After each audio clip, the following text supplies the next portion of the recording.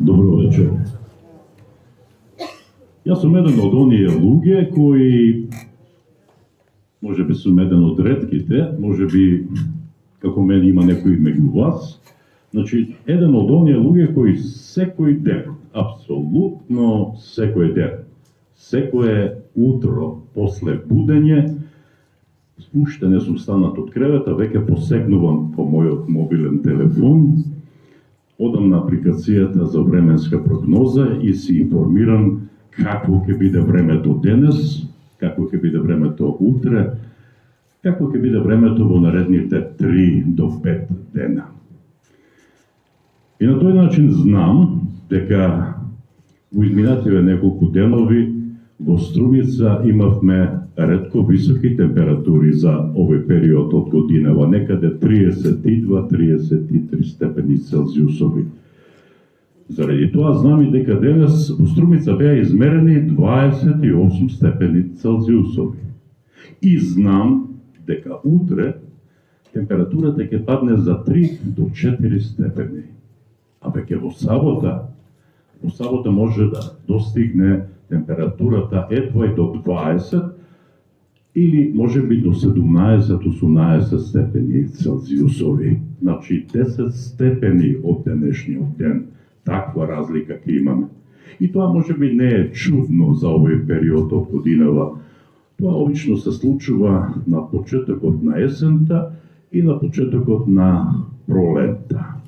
Значи температурни разлики големи. Тоа на многумина им пречи, особено на луѓето кои имаат здравствени проблеми. Оние кои имаат висок крвен притисок, оние кои боледуваат од шеќерна болест, оние кои имаат хронични заболувања, особено на оние кои ги нарекуваме метеопати. Но овие временски разлики се голема опасност за појавување на мозочни удари. Некаде сум го прочитал тоа.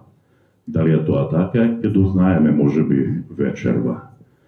Значи, ни се закануваат мозочни удари, затоа треба да внимаваме. И кога веќе зборуваме за ова, чинам дека сите овде сме на вистинското место и ќе зборуваме за вистинскиот настан. Драги мои, почитувани дами и господа, драги сограѓани, добро вечер и добро дојдовте на трибината на тема мозочни удари, ризик фактори, симптоми, диагностика и превенција.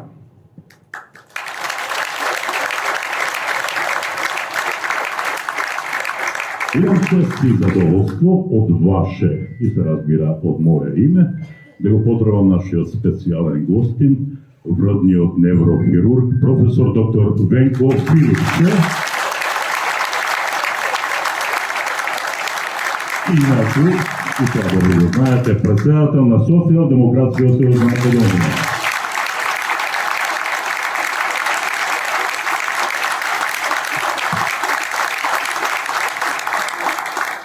Тамам сакам да кажем, ајде да го поздравиме со еден аплауз.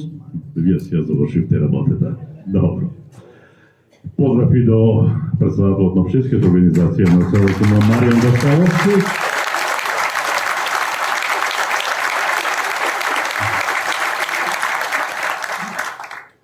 И се разбира до сите вас. Добре ни дојдовте.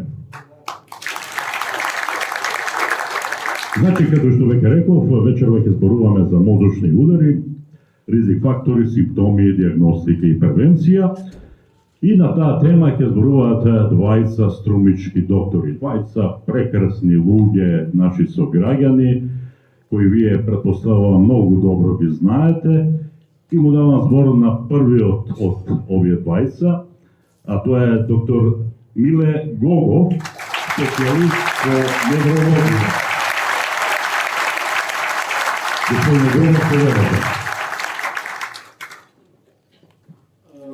Добро вечер на сите.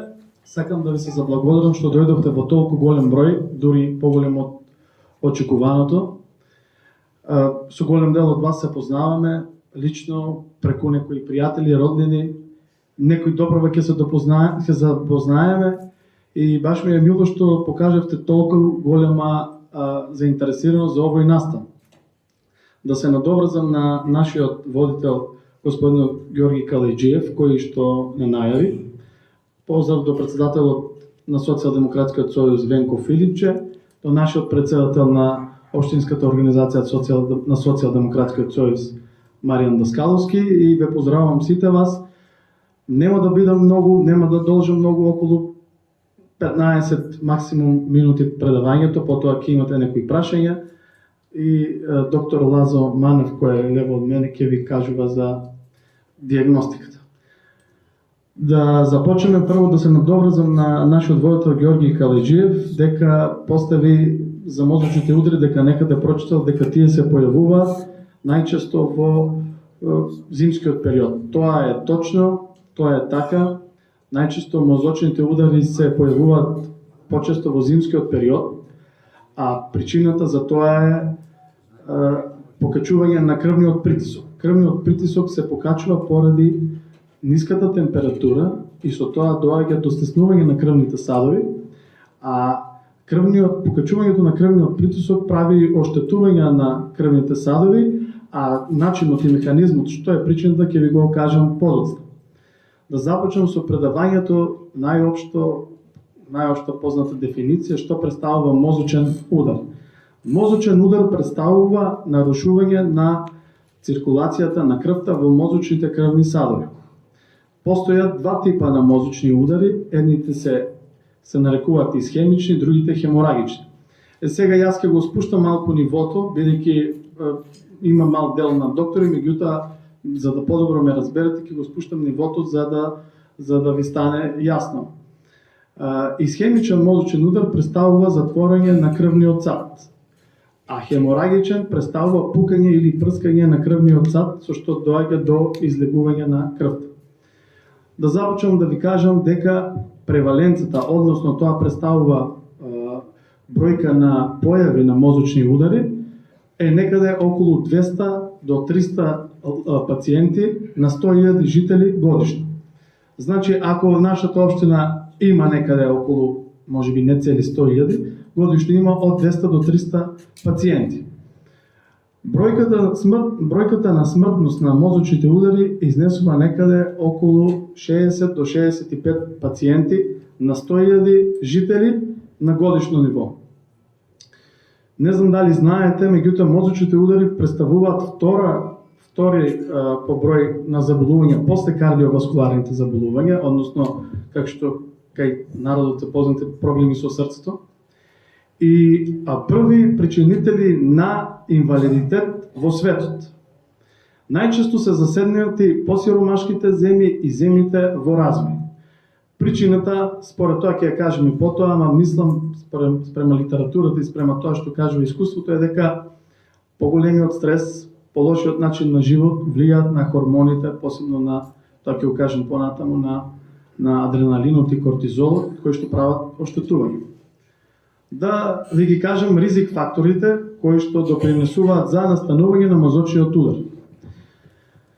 Постојат повеќе ризик фактори и тие ризик фактори можеме да ги категоризираме, но не постои класична категоризација, туку најпрво да започнеме пример генетски. Генетски е дека почесто заболуваат машките отколку женските.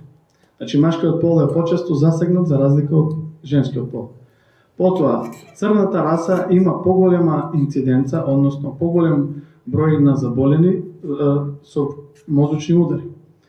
Тука, доколку некој од фамилијата не е секогаш знак дека доколку некој од фамилијата има мозочен удар, дека вие или вашето дете ќе има мозочен удар, меѓутоа постои некоја мал процент каде што се зголемува ризикот. Тоа спаѓаат генетските фактори. Потоа постојат фактори кои што зависат од самите нас. Еден од тие фактори е пример начинот на живот, начинот на исхрана, потоа влијае сонот, конзумирањето на алкохол, конзумирањето на цигари, користењето на опијати, посебно на дрогата, посебно на кокаин. Од овие ризик фактори потоа потекнуваат и други ризик фактори, кои ќе ги набројаме, ќе се вратам на сите поодделно да ви ги кажам. Нема да должам многу, бидејќи голем дел вие знаете. Значи со неправилно, недобар начин, недисциплиниран начин на живот се доаѓа до покачување на крвниот притисок. Стресните ситуации, стресните хормони предизвикуваат покачување на крвниот притисок. Го покачуваат нивото на шеќер, гликемијата, кој што представува еден од поглавните фактори за настанување на мозочни удари. Потоа обезноста, дебелината, прекумерното внесување на јаглени хидрати и на масти. Исто така.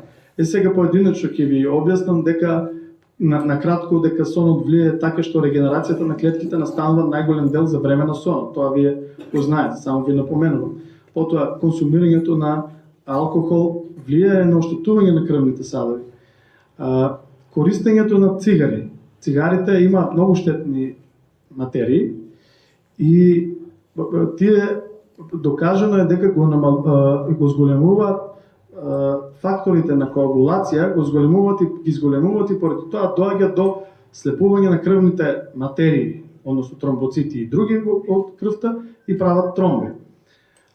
Не знам дали сте запознаени, иако сега на голем дел од помладата генерација користи опиоидни средства, посебно кокаин. Кокаинот влегува во првите 3 за настанување на крварење во мозокот, односно прскање на крвните садови.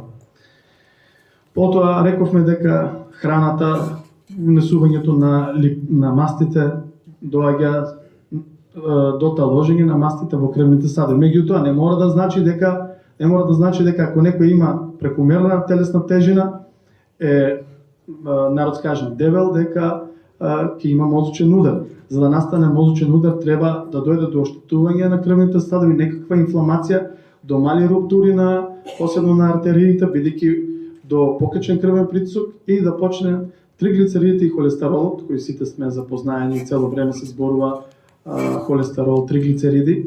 Меѓутоа не ги земете, работите здраво за готово, бидејќи доколку не е холестеролот, не може да се создаваат хормоните.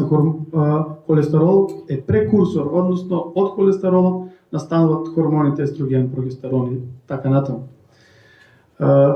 Ова се ризик фактори кои што ги наследуваме, ризик фактори кои зависат од нашиот начин на живот, ризик фактори кои од нашиот начин на живот произлегуваат, пример, рековме, диабетот. Постојат и други ризик фактори кои што се атриална фибрилација и ПФО или перзистентен форамен овали. Атриалната фибрилација, многу од луѓето може и да не се свесни дека ја има, меѓутоа при едно направено ЕКГ ќе се забележи дека има неправилен ритам и неправилно чукање на отчукување на срцето. Атриалната фибрилација прави, поради неправилното работење на срцето, прави тромби од срцето и тие тромби одат преку аортата, одат до сите други крвни садови. Поради анатомијата на срцето и на аортата, најчесто крвните тромбите кои се настанати од неправилното работење на срцето завршуваат во мозокот. Во зависност од големината на тромбот ќе зависи колку ќе биде оштетувањето. Колку ќе биде поголем тромбот, толку ќе биде поголем и мозочниот удар, ќе застане на некоја поголема гранка и ќе даде испад, односно одземање на некоја битен функција или параметар.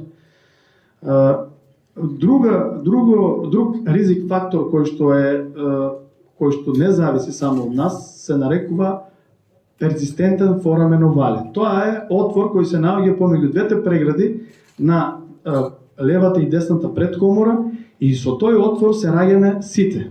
Меѓутоа, во првите неколку месеци до крајот на годината, тој отвор треба правилно, кај правилно нормално срце треба да се затвори. Кај некој дел, а се претпоставува дека е поголем процентот, се отворот во нашето детство, односно во првата година од животот, не се затвора. И поради тоа, бидејќи брзините во срцето се многу големи, на течењето на крвта, тромбот преминува од десната во левата предкомора, крвта поминува од десната во левата предкомора и ствара тромб. Тие тромбчиња, зависи колкав е отворот, ќе поминат најчесто одат во мозокот, бидејќи мозокот има помали крвни садови и е многу енергетски и оксидативно зависен од кислород и хранливите материи, за разлика од другите органи. Ова беа ризик факторите, постојат и други ризик фактори, но тие се некои минорни, што можеби не треба да обрнуваме внимание, бидејќи времето во кое што живееме е динамично и самиот начин на живење, самиот начин на функционирање не ни дозволува да ги тргнеме, бидејќи мораме да се соочиме со тие нешта, бидејќи ни наметнува самата работа, самиот начин на живот. За вас најбитно од се симптомите. Вие треба да знаете да ги препознавате симптомите. Можеби во Струмица требаше многу поодамна да се прават не само невролози и матични лекари и се да ви ги објаснуваат клиничките знаци, односно симптомите. Знам дека најголем дел од вас препознаваат одземеност на рака, одземеност на нога и дека тоа е удар. Тоа вие го знаете. Постојат и други симптоми кои ги препознавате како отежнат говор. Значи, одземеност на рака или на нога, или одземеност заедно на левата рака, нога или на десната рака и нога, представува знак за мозочен удар. Потоа, отежнат говор. Значи, постојат пациенти кои што може говорот да биде развлечен, да биде отежнат и да биде скандиран. Скандиран говор, кога говорот е во слогови. Значи, и деле зборовите на слогови. Потоа, многу често од пациентите кои добиват мозочен удар имат дезориентација. Дезориентација, кога ќе го прашате каде се наоѓа, кое име и презиме, датум на раѓање, кој ден сме денеска, пациентот не е во состојба да одговори. Потоа се појавува слабост на раката и ногата. Ќе дојде пациентот и ќе каже: докторе, имам проблем, ми паѓаат предметите кои ги држам со раката. Друг момент е кога некој сака да фати рачка или некој пенкало промашува. Тоа е знак се нарекува дизметрија и тоа е знак дека сигурно има некој мозочен удар. Потоа постои дупло гледање, односно двојно гледање или во медицината се нарекува диплопија. Постои како симптом, постои одземеност на едното око, левото или десното, значи целосна одземеност на окото или половична. Потоа постои одземеност на видното поле, во зависност, ви реков, од локализацијата на исхемичниот мозочен удар, односно тромбот каде застанал. И рековме дека постојат два типа, хеморагични и исхемични, и сега кај хеморагијата почесто е крварење, кај крварењето почесто е повраќање, вртоглавица, нестабилен и несигурен од, се појавува вкоченат врат.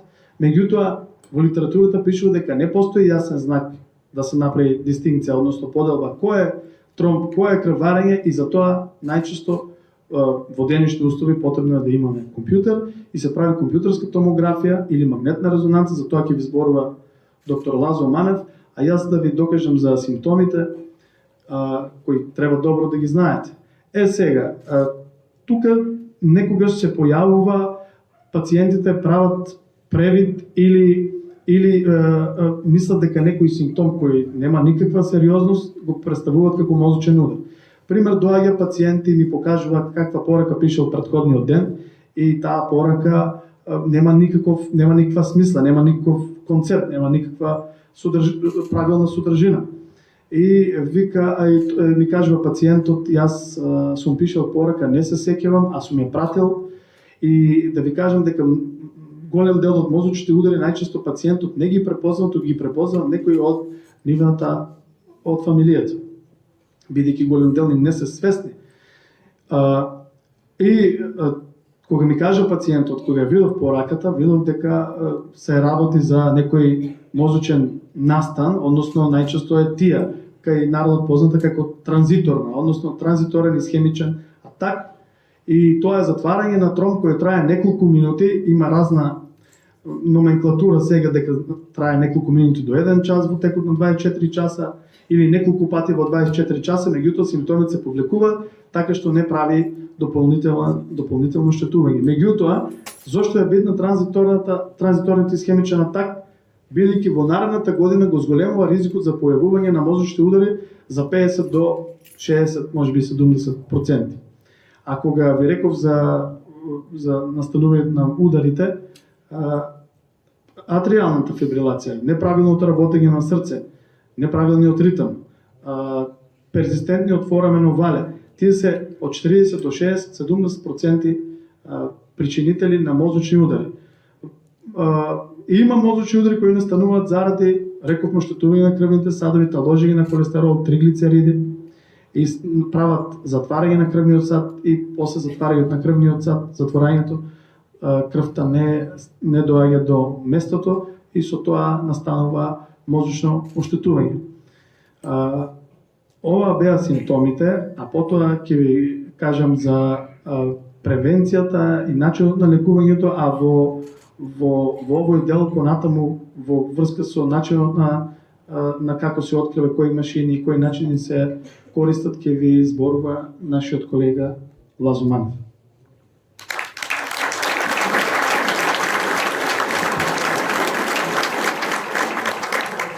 Благодариме на доктор Миле Гогов за исцрпното излагање. Џабе се мачев јас да дадам убав повед во оваа трибина, споделувајќи со вас она што сум го прочитал, дека варијациите во температурите го прават своето, ама доктор Гогов ме демантираше и вели дека тие мозочни удари најчесто се случуваат во зимата. Поред на обучение, не верувајте на се што ќе прочитате, консултирајте се со стручно лице, со доктор. А сега збор имам доктор Манев, доктор Лазар Манев, специјалист по радиологија. Доктор Манев, добро вечер на сите. Сакам прво да ви се заблагодарам за масовното присуство. Со ова докажуваме и потврдуваме дека Социјалдемократскиот сојуз не само дека е најголема политичка партија, туку е политичка партија која што има општествена одговорност кон своите членови и кон својата заедница. Оваа трибина ни служи за превенција, да научиме кои се знаците и кои се симптомите и како да се превенираме од мозочни удари.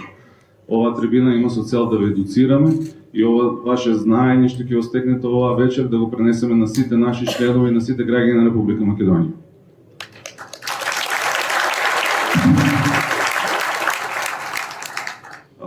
Да се вратиме на темата. Ние сме, да ја речеме, втора линија во борбата против мозочни удари. Ние имаме, да кажеме, полесната улога, бидејќи треба да ги потврдиме или да ги демантираме невролозите и неврохирурзите кога ќе не ги пратат пациентите. Најчеста дилема која што имаат пациентите кога ќе дојдат кај нас е ме прати докторот на компјутер, ама јас имам читано дека магнетната резонанца е подобра, дека магнетната резонанца е побезбедна, дека компјутерот има зрачење. Така тие две диагностики се исто така во еден момент имаат предност, во еден момент имаат недостаток. Сакам повеќе овој момент да го искористам за едукација, која е предноста на магнетната резонанца, која е негативноста и обратно, која е позитивноста на компјутерската томографија, која е негативноста на компјутерската томографија. Магнетната резонанца како технологија е далеко посензитивна во однос на мозочното ткиво, во однос на компјутерската томографија. Таа е побезбедна, работи на електромагнетно зрачење, нема ионизирачко зрачење кој што се среќава кај компјутеризираната томографија. Таа е побезбедна за, да кажеме, без понатамошен ризик за здравието понатаму. Докажано дека компјутерска томографија го зголемува ризикот за 10% од малигни заболувања во текот на 10 години. Затоа, кога се работи за некои, да кажеме, неопасни, небитни испитувања, кои што можат да се одложат, најдобро е пациентите да дојдат на магнетна резонанца. Меѓутоа, во случајот кога се работи за некој акутен, значи итен случај, мозочен удар кој што се случува во моментот, секој миг е битен за пациентот. Затоа, невролозите и неврохирурзите, прво нешто што им текнува и на прво нешто по протокол го праќаат на компјутерска томографија. Тие се свесни за ризиците, меѓутоа во тој момент секој временски период кој го заштедуваме е битен за здравието на пациентот. Прво нешто со компјутерската томографија кој што ние треба да го потврдиме или да го негираме е дали станува збор за крварење или станува збор за класичен мозочен удар, каде што имаме стеснување и запушување на крвниот сак. Бидејќи текот на лекувањето зависи многу од тоа дали ќе има крварење, ако е крварење ќе дојде кај професорот Венко, ако е акутна исхемична лезија кој што е класичен мозочен удар, ќе дојде кај доктор Миле Гогов. Од кој ќе се исклучи дали е крварење или станува збор за класичен мозочен удар. Наша работа е да ја диагностицираме во кој предел тоа, во кој крвен сат од мозокот е запушен. И со можноста имаме сега некои нови технологии, како што се компјутерска томографија со ангиографија, каде што се прикажува самиот крвен сат и местото каде што е застанат тромбот, каде е стварното запушување, тоа можеме да го прикажеме, со тоа што би олесниле работата и на невролозите и на неврохирурзите со цел за тамошен третман. Сега имаме нови техники со ендопластика, со тромболиза, каде што тој и текако е во предност и им даваме, да кажеме, отворени очи за понатамошна интервенција. Исто има сега со најнова технологија, имаме и можност за КТ перфузија, со тоа што може да процениме не само каде е запушувањето, туку колку е и подречјето од мозочното ткиво кој што е зафатено. Со тоа даваме некоја предикција колку би било оштетувањето доколку не интервенираме навреме. Компјутерската томографија, да, има зрачење, има, да кажеме, проблеми со тоа што пациентот многу е побитно брзата интервенција.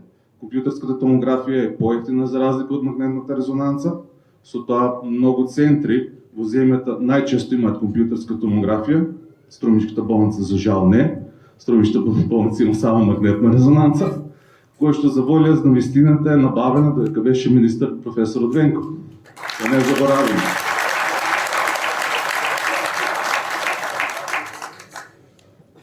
Компјутерската томографија ни овозможува брза и точна диагностика со цел да им овозможиме подобар и побрз третман на пациентите. Со тоа што им даваме информации на колегите како понатаму да преминат со терапија и третман. Така да, толку би бил само краток во интерес на времето, би бил остапил на неврохирурзите и на невролозите.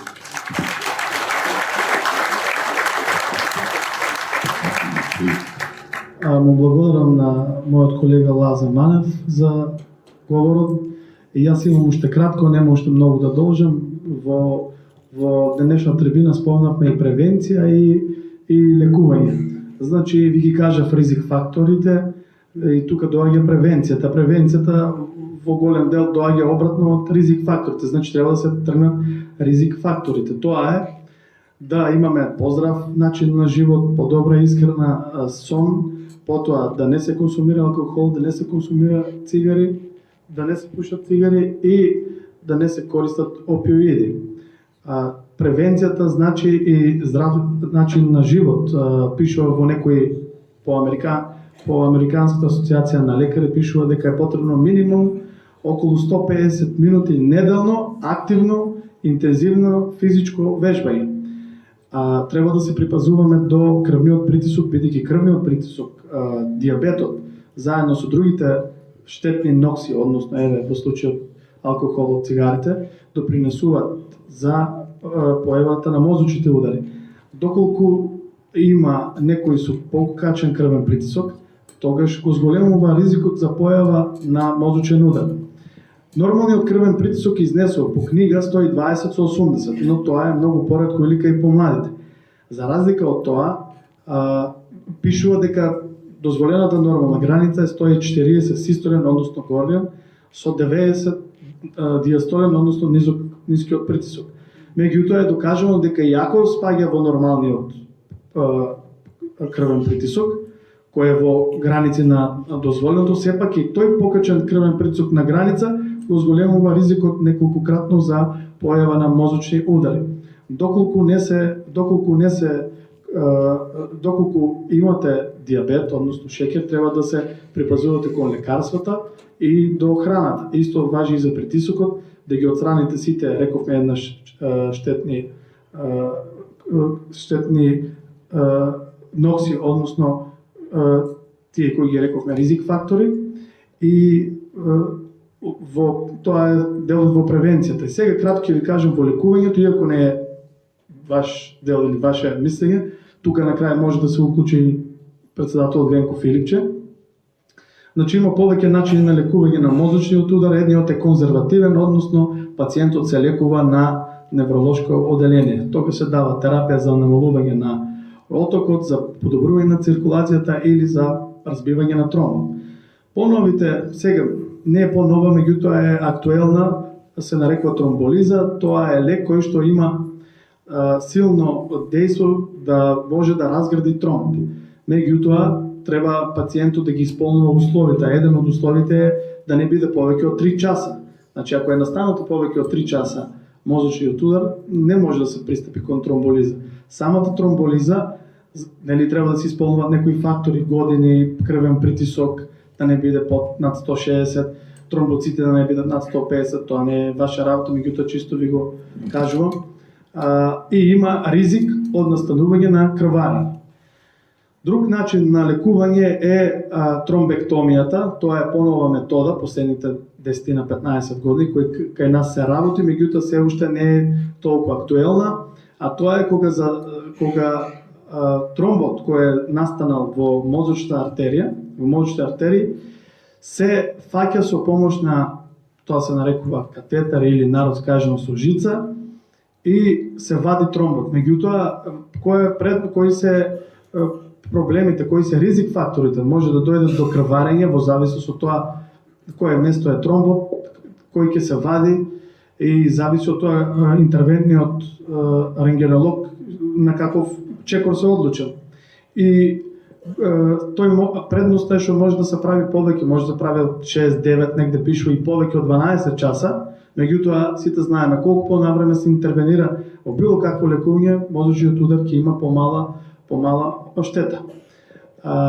Друга метода е лекување на мозочни удари е кога се полни анеуризмата, кога исто се влегува со катетер, и анеуризмата која е најчесто причина за крварење во мозокот, пишува дека анеуризмата најчесто, тоа представа проширен крвен сад, најчесто се раѓаме со анеуризма, многу ретко е стекната, и пишува некаде дека на 100 пациенти околу 6 до 7 пациенти имаат проширен крвен сад. А многу голем дел од тие анеуризми никогаш во животот нема да пукнат или да направат проблем. Многу често таа анеуризма ќе се најде кај некој случаен наод, снимање на глава заради главоболка или нешто сосема друго, и ќе излезе дека има анеуризма која најчесто во поголем дел од животот нема да направи проблем. И другиот начин на лекување е класична операција со отварање на скалпот, на черепот, на коската и со директно доаѓање до местото на крварењето и со поставување клипса, односно штипка. Затоа може, ако сака, подетелно да каже нашиот професор доктор Венко Филипче. И на крајот сакам да ви кажам дека не треба да живееме да бидеме исплашени, не треба да бидеме заложници дека може да се случи мозочниот удар. Ние треба да дадеме се од нас, да бидеме дисциплинирани, добра храна, добар сон, работите да не ги прифаќаме стресно и да дадеме се од себе, а другото да го направи природата, докторот и на крај се е во Божји раце. Ви благодарам. И благодариме на доктор Миле Гогов и на доктор Лазар Малнев за нивните излагања на тема мозочни удари, ризик фактори, симптоми, диагностика и превенција. Драги пријатели, според сценариото кој го имам пред мене, пишува дека прв требаше да настапи тој. Ама јас мислам поинаку, затоа што се водам од онаа познатата крајот делото го краси.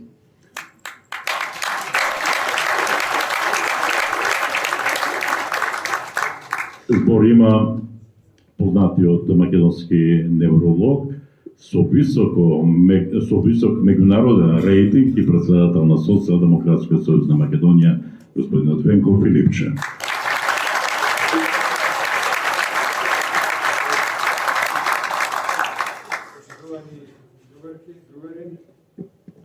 Се слушали ова?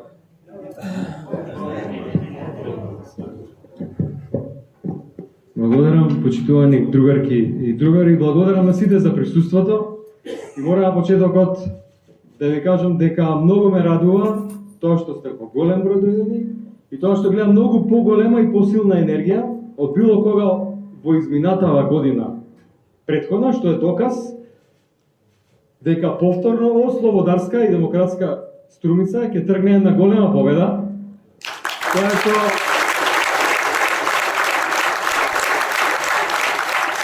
не само што се значи освојување на голем број на општини во држава, туку ќе значи и почеток на падот на еден повторно, за жал, и автократски и недемократски режим кој што не се грижи ниту за граѓаните, ниту за државата, туку само за себе. За жал немаме работа со ништо друго, освен со истото тоа како во 2015-16 година, кога од тука тргна големата победа и ослободувањето на Македонија. И да знаете,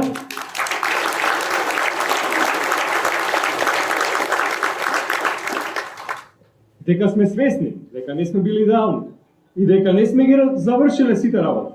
Ама јас ви ветувам дека повторно ќе ја вратиме слободата и демократијата и повторно државата ќе ја вратиме на правиот пат, таму каде што треба, а тоа е да работи за граѓаните и да станеме земја членка на Европска унија.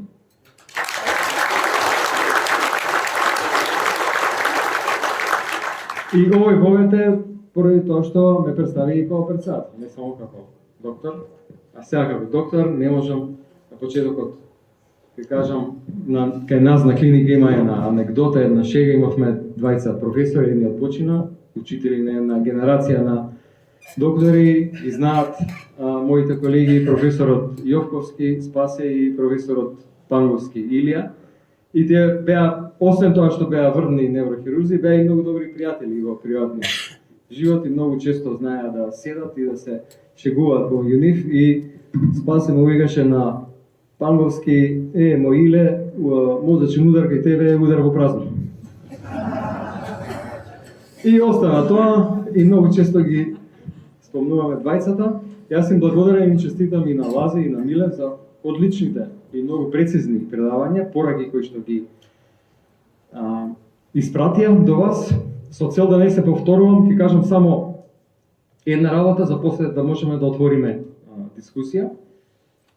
А е во контекст на ризик факторите, за настанување на мозочниот удар. Имено пред неколку години излезе една голема студија во еден меѓународен познат часопис за невролошки болести, во кој што за прв пат се квантифицираше стресот.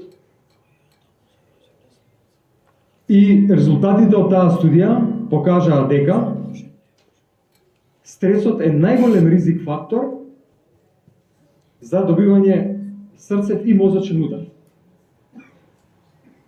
На второ место беше претходна болест на крвни садови, значи атеросклероза, па шекерна болест, па пушење, па крвен притисок. При тоа, една од најбитните работи, стресот поголем ризик фактор од сите следни заедно. Значи, може да имате болест на крвните садови, ама ќе пиете лекови и ќе се стабилизираат тие плаки во крвните садови. За шекерна болест ќе земате инсулин, шекерот ќе биде под контрола, ризикот се намалува. Може да пушите цигари 10, 20, 30 години, не може 100 години да пушиме цигари. Може да имаме генетски предиспозиции од еден родител, од двајца може да немаме, но стрес може да имаме секој ден во неограничени количини. И стресот може така да се навикнеме на стресот, да никој од нас не го приметува дека живее со стрес, и тоа така да се провлекува со години и постепено да остава последици на крвните садови, на исхраната на мозокот и во даден момент да резултира со мозочен удар. Проблемот е што нема универзален лек за стресот. Секој треба сам да го препознае и сам да го менаџира, влијајќи на причините кои што ќе ги идентификува дека стресот го предизвикува. И затоа еден од главните апели, посебно последните години, посебно после таа студија, на сите доктори кои што работат во оваа сфера кон пациентите е да се обидат да живеат што посмирено, да ги менаџираат причините кои што може и им доведуваат до стрес, доколку е потребно да разговараат за тоа со своите блиски. Во поразвиените земји се разговара за тоа и со психијатар, и тоа стана дел од препораките за превенција на многу болести. Тука е професорот Байрактаров, кој работи посебно во таа сфера. И да завршам, веројатно ќе излезе она црногорската стара најправилна. Каже Ѓорги на почетокот дека после будењето веднаш го фаќа телефонот, а што би рекле црногорците, после будење одморете малку, без брзање, 15-20 минути, па после тоа активности. Да ви благодарам на сите за присуството.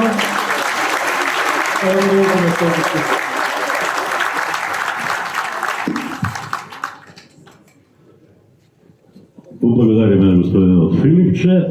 Ми се допадна она шега. Како беше? Удар во празно. Така, удар во празно. Јас само би додал, за да се добие еден ваков удар, треба да исполниш еден услов. Треба да имаш мозок. Така.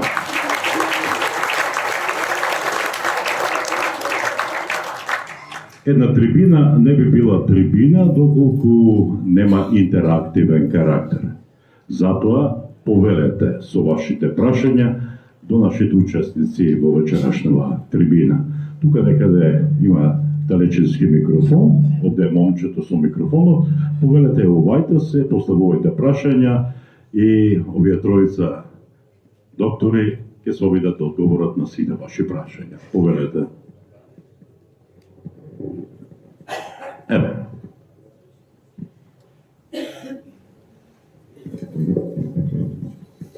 Добар ден, јас сум Стојан Байрактаров, блиски соработници и пријатели со професор Филипче, долго години, па и стругите ни се малку компатибилни.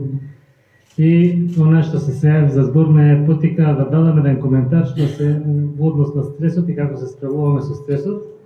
Бидејќи стресот освен што сами го контролираме, меѓутоа имаме и едно задача, посебно кога водиме, да кажам, здравствени сектори, како што беше во ковид кризата, сепак и тие што го водат системот многу гледат на стресот како се доживува. Имаме еден доказ дека одлично се справувавме, посебно професор Филипче како министер со стресот, бидејќи правевме едно големо истражување со УНИЦЕФ како стресот влијаеше на младите, на адолесцентите, меѓутоа и на нивните фамилии и родителите. Резултатите покажа дека во Македонија, во однос на другите земји ги компариравме, дека кај возрастните немаше таков изразен степен на покачување на стрес, на анксиозност, на депресија. Многу помалку него во други земји. Значи и системот им помогнал да се справат со еден таков стрес како ковидот, и тоа е еден индиректен знак дека наспроти тоа што некој намерно може да каже дека со ковидот не сме се справиле, меѓутоа тоа е знак дека и доказ дека со ковидот одлично се справиле. Друга работа е што тоа имаше значителни импликации врз децата и адолесцентите, меѓутоа така беше во цел свет, нешто што не може да се контролира, социјална изолација, што не се дружеа младите, меѓутоа во однос на возрастите тоа е еден факт и таа студија е призната и мислам високо цената и од УНИЦЕФ. Второ што сакам да кажам за што е моја работа, дел од мојата работа многу значајно со сите ова што беше спомнато со мозочните удри, сите фактори за стрес е дека мините, не може да е позна, дека не може да се мините факти што води кон една позната болест деменција, што заедно рекуваме со невролозите, меѓутоа многу мали факти, многу ризик фактори што вие исто напомнате, доведува до една таква епидемија што имаме и постстрок, т.е. една деменција и после мозочен удар, меѓутоа и атеросклеротична деменција што е резултат на сите овие исти ризик фактори. Благодарам.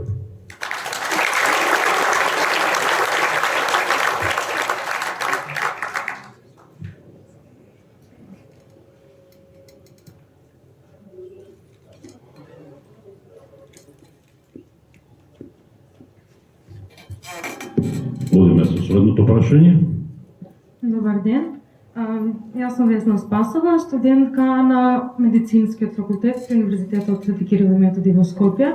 Пред се сакам да ви се заблагодарам за оваа едукативна и многу важна тема на граѓанска трибина, што докажува дека Социјалдемократскиот сојуз на Македонија се како се грижи за здравјето на граѓаните.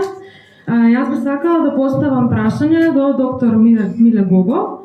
Доктора, дали може да ни дадете информација на која возраст е најмладиот евидентиран пациент во општина Струмица и дали таа транзиторна исхемична атака е многу позачестана кај младите со оглед на тоа дека сме изложени на се подинамично и понездраво темпо на живот. Благодарам.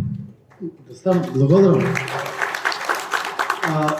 Добро прашање и сакам да кажам дека во Струмица точната бројка мислам дека беше 30 или 31 година пациент, а најмлад пациентка кој јас ја имам видено додека бев на специализација со исхемичен мозочен удар, односно затворење на крвниот сад, беше 21 годишна пациентка, женски пол, која беше при целосно здрава психофизичка состојба и беше практиционер, односно вежбаше јога. Така да не постојат за мозочниот удар, не постојат строги дефиниции, иако секој има исклучоци.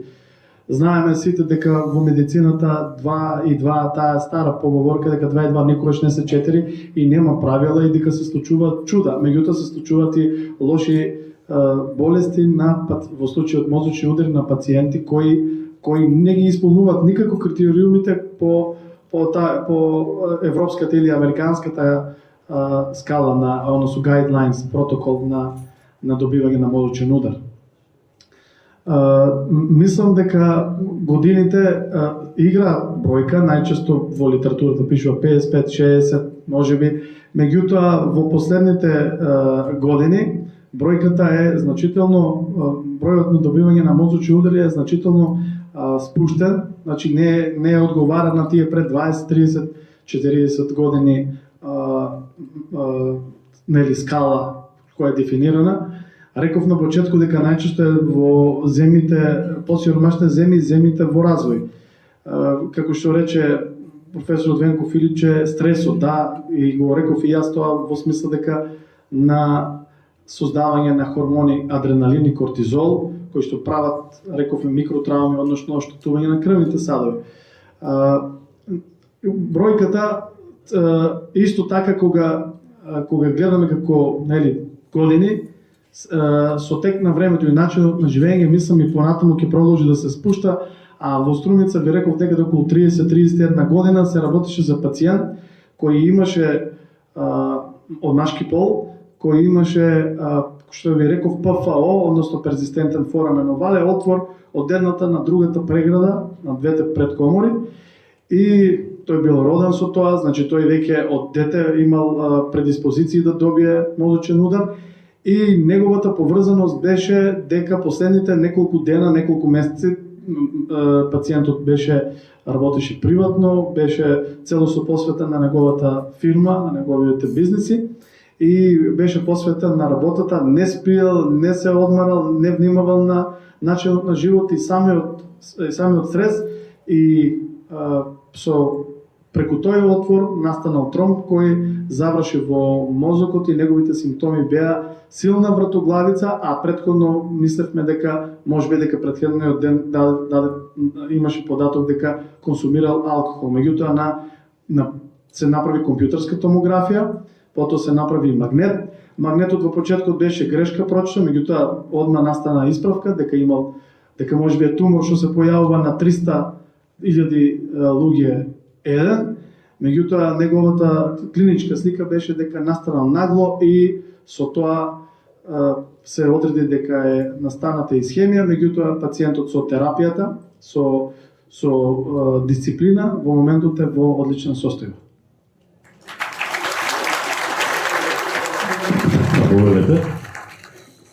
Важно ме подсети Миле, многу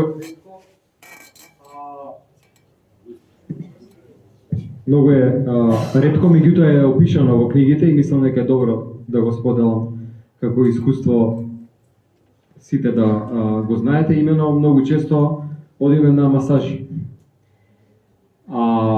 И различни, дали се физиотерапевти или не се едуцирани, кои што практикуваат масажа, знаат да кажат: чекај да ти го истегнам и да ти го крцнам вратот. Низ пршлените на вратот поминуваат двата најважни крвни садови кои што го хранат мозочното стебло и задните партии на мозокот. И при движење на вратот, тие крвни садови се истегнуваат. Нормално дека имаат капацитет и доволен еластицитет да нормални движења во вратот трпат, но не и екстремни. Затоа ве молам да избегнувате и да одбивате, ако ви препорачаат вратот да се истегне или да се крцне или да се направи било какво движење надвор од вообичаениот опсег на движење на вратот. Ништо екстремно, тоа е сериозен ризик за мозочен удар.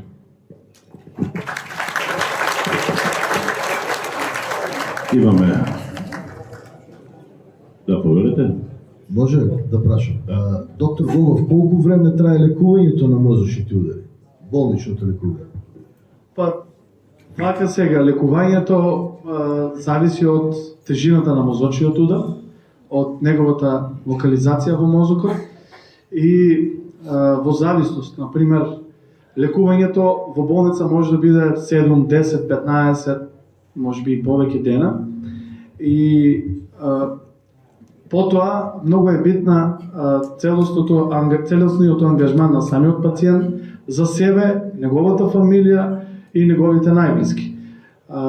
Првите 72 часа има флуктуација, односно промена при мозочниот удар, дали може да има подобрена состојба, може да има влошена состојба. И после некаде не е строга граница, меѓутоа така е напишано, после 72 часа од каде почнува мозочниот удар, од каде ќе треба да закрепнува пациентот, од таму почнува.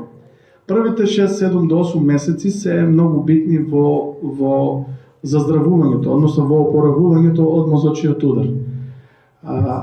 Тогаш во тие месеци, во тие први месеци настанува најдрастично подобрување на состојбата со вежбање, со лекови, со правилна исхрана, со диететски режим, а потоа меѓу 2 до 3 години, максимум 2,5 години, 3 настанува целосното опоравување. Меѓутоа над 7-8 месеци веќе постепено опоравувањето е со помал интензитет. И сега многу често се случува кај нас, не знам, луѓето имат некои ме прашуваат колку имали врска, 7 дена, 14 дена, 21 ден. Кај исхемичните мозочни удари, односно мозочните удари кои настануваат со затварање на крвниот сад, дали од тромб или на самото место од напластувањето на холестеролот и триглицеридите, кај тој мозочен удар немат врска деновите. Тие зависи колкав е мозочниот удар и кои гранки и колкава површина има фатено. Меѓутоа, кај крварењата многу е ризичен 13-тиот, 14-тиот и тука 15-тиот ден, особено 14-тиот, бидејќи кога прска еден крвен сад, кога руптурира, тој за неколку минути или часа се затвора. Се затвора со помош на една мрежа која се нарекува фибринска мрежа и тука настанува тоа кога се лепат тромбоцитите, а тромбоцитите се, вие сите знаете, крвни плочки кои што го прекинуваат крварењето. Сега, 14-тиот ден настанува медицински лиза, а народски доаѓа до разложување на тој дел, на таа фибринска мрежа, тие тромбоцити, и може повторно да дојде до крварење. Поради тоа, 14-тиот ден кај мозочните удари кои се настанати со крварење, се представуваат ризик за повторно крварење и комплицирање на ситуацијата и некогаш пациентите завршуваат со смрт. Благодарам. Одиме со следното прашање. Господјата или господјицата во вториот ред. Овде.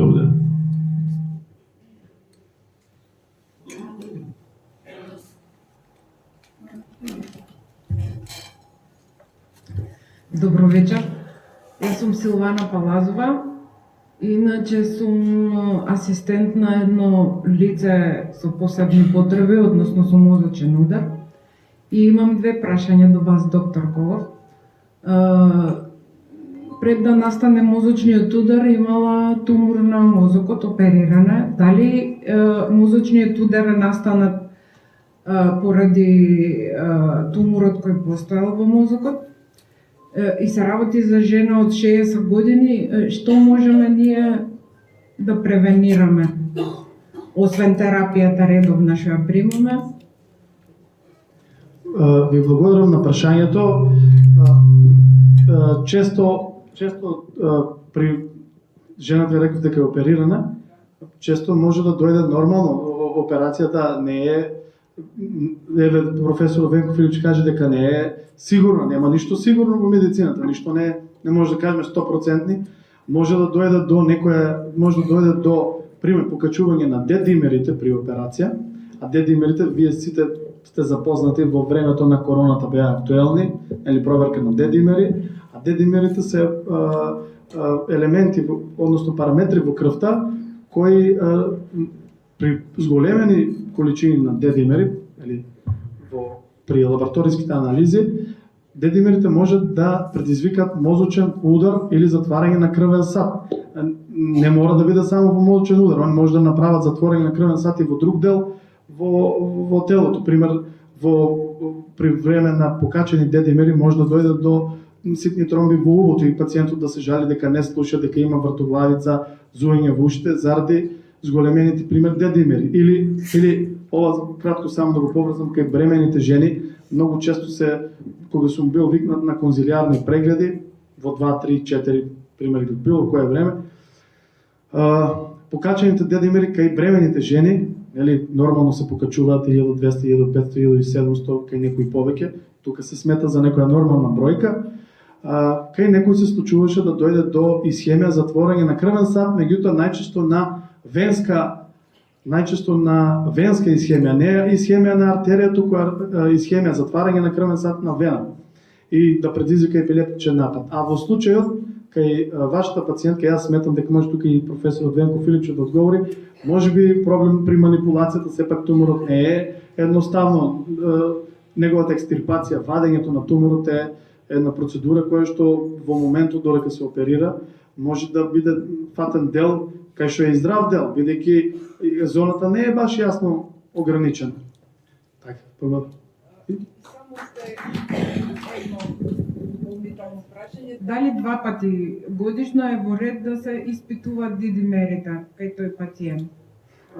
Јас имав пациенти кои што дојдоа, се беше во ред, направивме дедимери, дедимерите беа 12, 13, 15, 9000 и пациентот имаше одземеност на рака и нога.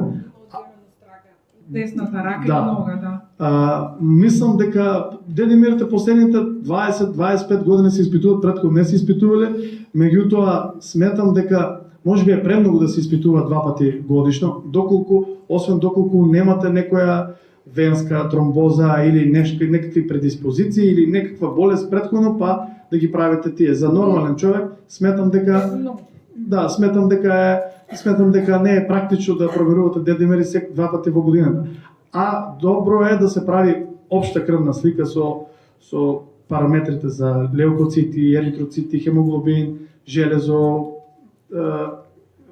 АЛТ, АСТ, сите тие параметри. Това го правиме. Да. Еднаш, мислам дека 2 пати е оптимално во годината за некаква, бидејќи пример, покаченото железо се депонира, над граница се депонира, не повратно, а има многу луѓе кои потоа им се појавиле болести во мозокот, бидејќи мозокот е еден од посензитивните органи, поради пример зголемена акумулација или натрупување на железо. Благодарам. Тие, господин модератор, јас ќе ти земам за право и јас да поставам едно прашање до господинот Филипче. Едно ваше компаративно видување за справувањето со мозочните удари во македонското здравство и во здравството во нашиот регион, па и пошироко. Тоа третманот акутен на мозочен удар е нешто што и успехот и исходот од тој третман е нешто што е најдобрата слика за организација на здравствениот систем, поради тоа што е потребен итен третман. Миле спомна за еден од моделитетите на лекување кој што е посебно актуелен во последните 10-15 години, а тоа е отстранувањето физички на тромбот кој што го запушил крвниот сад со катетер, кој што се влегува низ препоната, се стигнува до местото на тромбот во запушениот крвен сад и со посебна техника се извлекува надвор. Доколку се стигне во болница и доколку се интервенира во првите 4 часа од настанот на мозочниот удар, тогаш излекувањето е над целосно излекување, без никакви последици, е над 70%.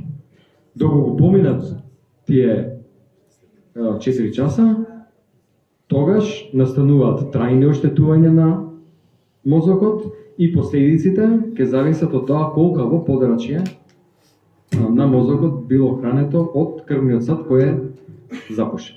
Сега да ви објаснам пластично и да ви пренесам некои искуства од Цирих. Јас бев таму на едукација од 2012 година за таа метода.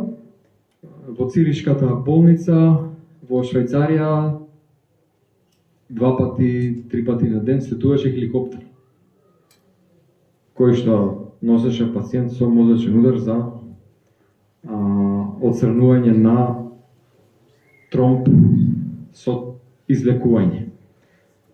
Значи, првата работа е колку брзо ќе ги препознаете симптомите. И да знаете, и Миле и Лазе спомнаа, слабост на раката, слабост во говорот, искривување на лицето е аларм. Дека треба што поитно да се јавите или да однесете некој ваш близок во болница. Значи, раката или ногата, говорот и искривување на лицето. Ке падне вака устата. Вака ќе се искриви. Тоа е еден од знаците за мозачен удар. Значи 4 часа шанса, временски прозор да нема никакви последици после тоа. И сега тоа бара стратегија, тоа бара не беше случајно ние зашто ставивме магнетна резонанса во Струмичката болница. Поради тоа што направивме мапа. Направивме да имаше во Штип, да има во Струмица, да има во Прилеп, да има во Гостивар и да има во Охрид, каде што претходно немаше. Тука дополнително имаше ангиограф. Има во Штип, има во Охрид.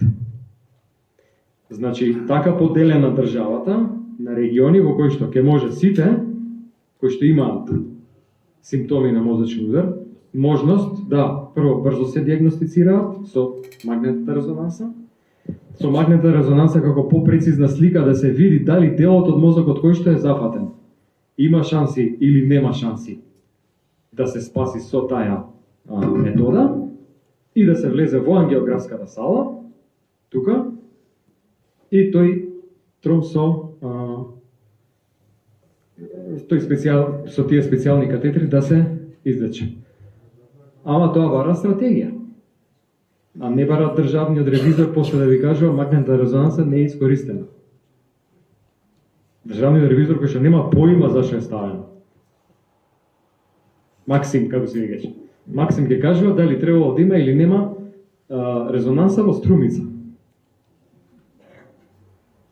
Еден човек да спасиш, па треба да има. Не па што треба да го развиеш системот да спасиш колку има миле во Струмица, како кажа бројката? Некаде, значи, имам дадено, јас лично, некаде околу 1200 до 1300 магнетни резонанци на мозок и на сребрен стол. Ете тоа. Сега имаше проблем од некои колеги, дека се снимало на празно и сето тоа. Јас викам дека подобро да не најдеме некогаш нао, тоа е подобро за нас и за посебно за пациентот, отколку да има. И сакам да ви кажам дека од тие 1300-400, едно 60-70% од луѓето имале некаков наод, а од тие 60-70%, едно, да ги земеме како 100 број, едно 70 биле поставени на лекови или на крај на оперативен третман, или по случаен избор, по случај на снимка, пронајдено некакво малигно или бенигно оштетување, односно тумор. Се уште две работи, за да не должиме многу. Значи, ако во Струмичката болница нема магнетна резонанса и нема таков систем, рачунете дека веќе носењето до Штип е завршена приказна. Самиот транспорт веќе ја елиминира можноста за тоа современо лекување. И втората работа, апсолутно не сакам да кажам дека ние сме биле тие кои што добро мислеа за здравството, а другите не и така натаму. Но, која беше предноста на менаџирањето на здравствениот систем во времето на СДС? Во една суштина, а тоа е што? Што да се прави во одредена струка или специјалност, слушавме и прашувавме експерти од таа специјалност. Ова што го кажувам, седна и заеднички го направија од Сдруженијето на радиолози и Сдруженијето на невролози. Тоа што требаше да имаме кардиохирургија го предлага од Сдруженијето стручно на кардиохирурзи. И ние ги викавме вака на соснова, ајде кажете ги приоритетите, и тоа се луѓе кои што знаат за неврохирургија, јас знам, за неврологија тој знае, за радиологија тој знае. Ја не знам подобро од него за радиологија, ама за да треба го прашаш. За разлика од сегашниот министар, кој што има советнички тим, во кој што пола од докторите се од приватните болници. Значи, советот на министерот Азир Алиев, пола го сочинуваат доктори од Систина и од Жан Митрев. Па за кој работи Азир Алиев? Што ги го советуваат тие, ако не го советуваат за нивно добро, за приватните болници? Толку е интересот во овој момент. Во контекст на работата на оваа влада за доброто на граѓаните. На секој ниво е истото.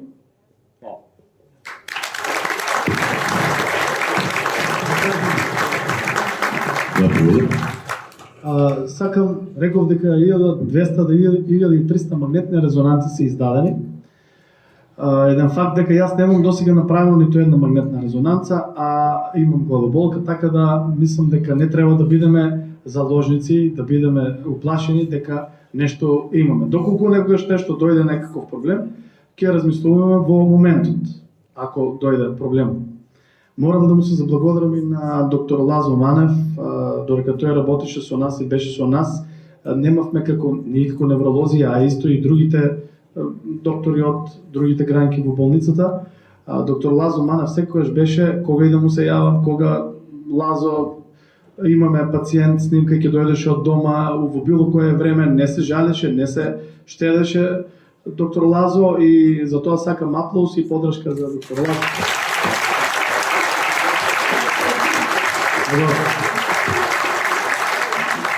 Драги мои, полека но сигурно веќе протекува времето предвидено за ова наша вечерашна трибина, но ајде ќе дозволиме барем уште едно прашање од присутните, па да завршуваме полека. Повелете. Има ли?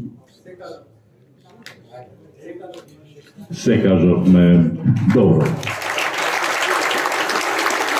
Тука некаде е крајот, останува новие тројца прекрасни доктори, да им се заблагодариме за учеството во ова граѓанска трибина на тема мозочни удари, ризик фактори, симптоми, дијагностика и превенција, а вам преди убави луѓе, ви благодарам за присуството. До следното видување, добри